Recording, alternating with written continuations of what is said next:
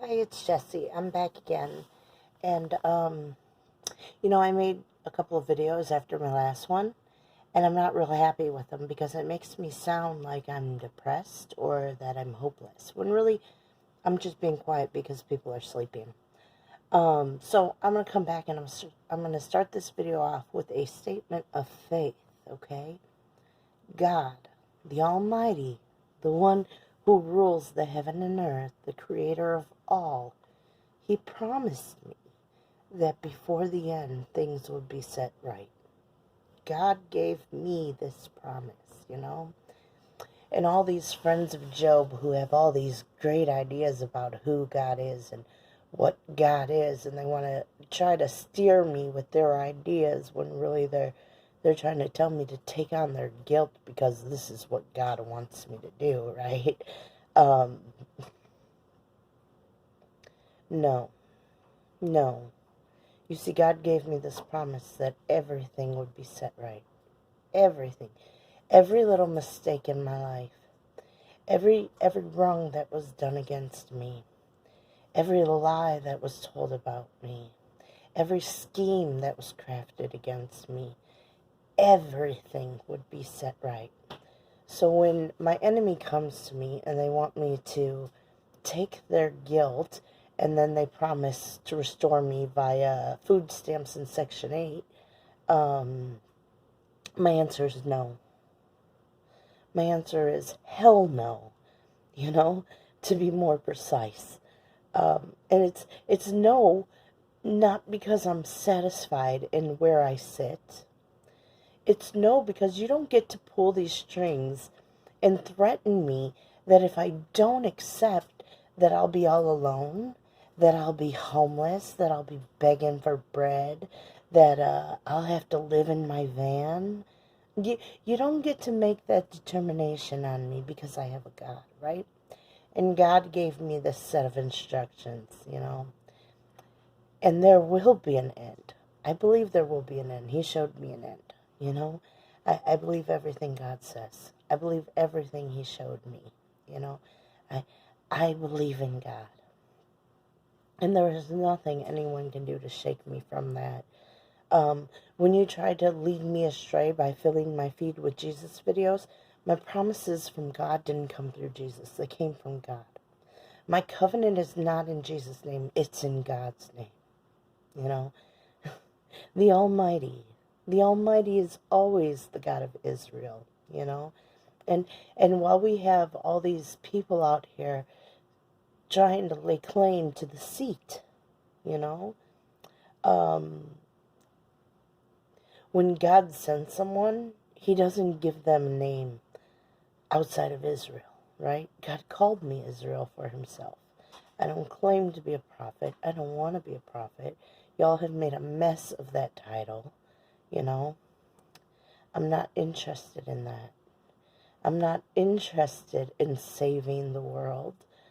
I'm interested in reestablishing the law, because people are bent over. They're bent over with unrealistic expectations. They're bent over with false ideas, puffed up entitlement of themselves. They're bent over and they can't see clearly, so they want to eat everyone around them because they keep looking down. And and no, I don't want to save the world, but I would like it if I could help people to look up. I would like it very much if I could help people to become more upright. Um, and things that strike me from the book of Job is that Job was an upright man. Things that strike me. Some people call me righteous, right? But I'm not trying to be righteous. I'm trying to remain upright. And there's a difference. Righteous is, the idea of being righteous is subjective. And it changes depending on who you're in the company of, you know. Because for some, my speaking as a woman is disrespectful. It's out of pocket. It's out of line. Um, but you know what? They say a good woman can extend your life. If you marry a good woman, she can extend your life. and someone doesn't extend your life by allowing you to remain as you are. Your life is extended when you can stand upright, you know. Um, so think of me as that good woman who wants you to be upright. I want to extend your life, because the Jews, they have some other expressions, evil is synonymous with dead. Why? Why is evil synonymous with dead? Because when you're dead, you do evil things, When you're dead, you want to eat the life of other people, you know. Uh, when you're dead, you're not thinking about the consequences, because, you're already in the pit, And you're trying to rule the world, right? You're trying to rule the world, but you can't even save yourself. You have to consume mass amount of people, right? Pretty much like everyone you meet. You need everyone to be bent over so you can roll. It's really quite pathetic and ridiculous, if you ask me, Um, evil, it survives. Everyone says, why is there evil in the world if there's a God? Evil, it survives by using someone else's hands. It always works through other people. Always. And when it works through other people, um, the other people always want to blame their victim. All the way back to the time of Job, when his friends were there trying to console him and tell him everything that was his fault because he's not as righteous as he seems, Um, but really, Job's friends who were there condemning Job, they didn't realize that their lives were in Job's hands when God showed up, that if Job hadn't made intercession for them, they would have been, without breath. They would have lost it all. And so they go about things in the wrong order, saying, you take the guilt, you take the blame, you do all. And they don't realize, Job was a tree, right? A tree provides shade, it gives shelter, right? But it can't give shade and shelter if you're breaking off all the branches, right? Now, when I was younger, the standard line was go out on that tree and pick off a branch so you can get a whooping, you know? Uh, because when you break off a branch, you get whipped with it. So the fact that people are breaking off branches and trying to cover themselves, they're trying to take the integrity of one person away so that they can have some. They they don't get the idea. When you break off a branch, you get whipped with it. You're the one who gets the punishment for it, And I get that you want to whoop me and you want to whoop me and you want to threaten me, you want to gaslight me, you want to oppress me. You want me to think that you're oh so powerful, but pay attention to yourself. It's been like 20 years you've been on me, right? More than that. It's been like 10 years that I've been living here, and just this standard group of people here have been on me, right? If you haven't been able to get me, and you've already come and tried to be my friend, my brother did that too. He came and cuddled me to be my friend, and then he went around me. He just sat on me in order to control the narrative. So my brother taught me we can't be friends. We can't be friends because you're not coming to me and saying you're sorry. You're coming to me and saying you'll be a support for me.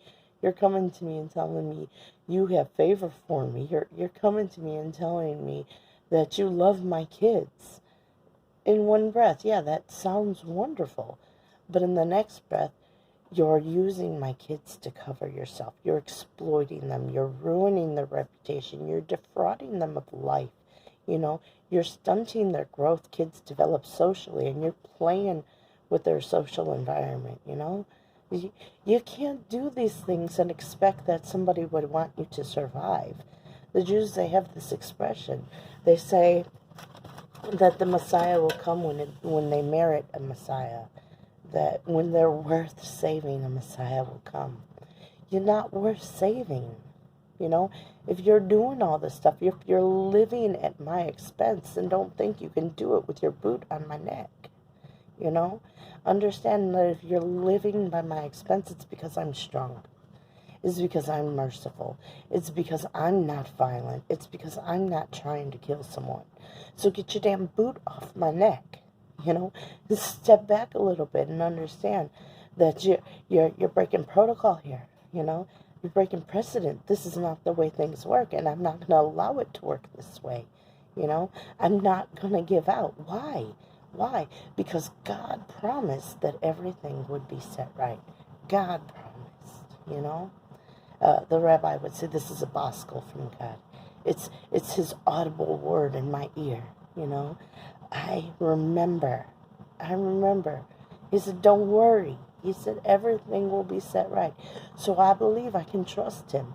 And though you're trying to put your boot on my neck, it's not going to work because I'm not intimidated by you. I see all this game that you're running. I look at you and I think you're pathetic. You're just scared. You're a coward. You have no business sitting in a position of authority. You have no business having power over anybody. That's what I think, you know.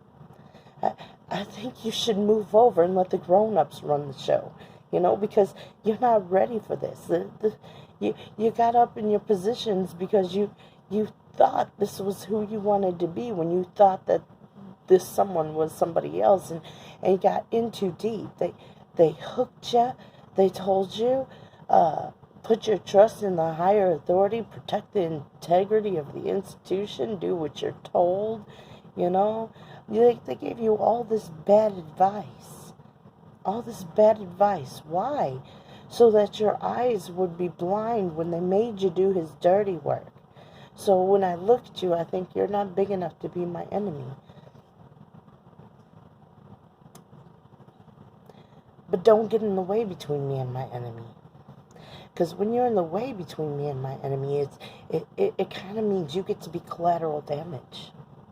So you can either set the story straight, set it right, or you can be collateral damage. You know, no, I don't see you as an enemy, but I don't mind if you die. I will watch you burn. You know, it's not I want to kill you. It's I will watch you burn. I have no sympathy for you. Those stuff that you're doing, get your damn boot off my neck. What's wrong with you? If you live through this, it's because I'm merciful, not because you're tough.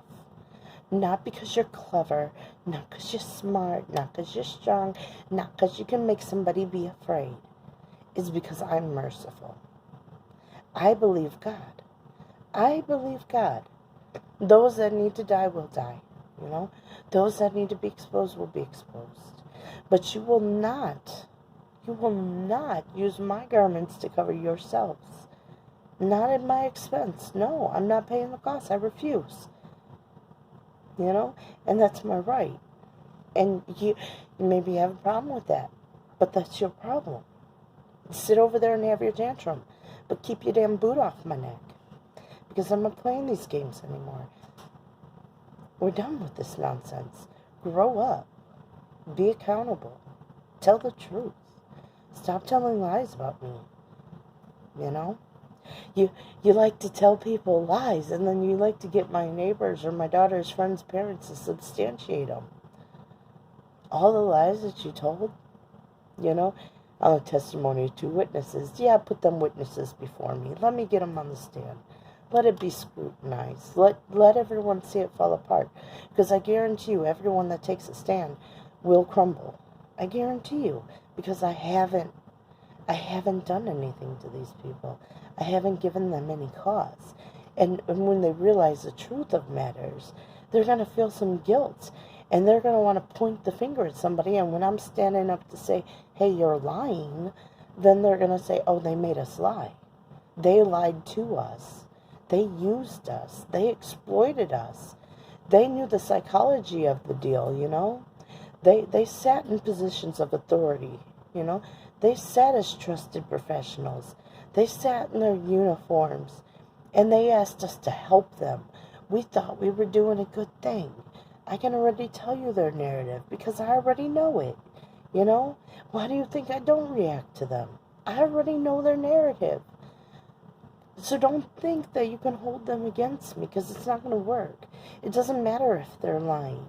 When I get them, they will tell the truth. And that's all there is to it. So no, I'm not afraid. Because you can't outright take my life. Unless I lay it down, you can't outright take my life. You have to give me a trial. And I so look forward to the day of a trial. I so look forward to the day of the trial. You know, don't play with me on this. I've been begging you for a trial for how long? How long? You can't do this to somebody. I am an American citizen. I have rights. You can't do this to someone, you know? Never mind that, God calls me Israel and I'm his. Never mind I have a covenant with him. My covenant isn't a license for you, It's not. But what you do have to abide by is the laws of the nation in which I reside. Those laws are meant for protection. They're for my protection and your protection. You understand? Those laws keep order. They make it so people can't kill like this. Your problem is not that someone lied to you. Your problem is that you acted outside of the law and thought that you could justify murdering me. That's the problem. And that is something you're going to have to answer for. And that is all I'm going to say on the matter tonight.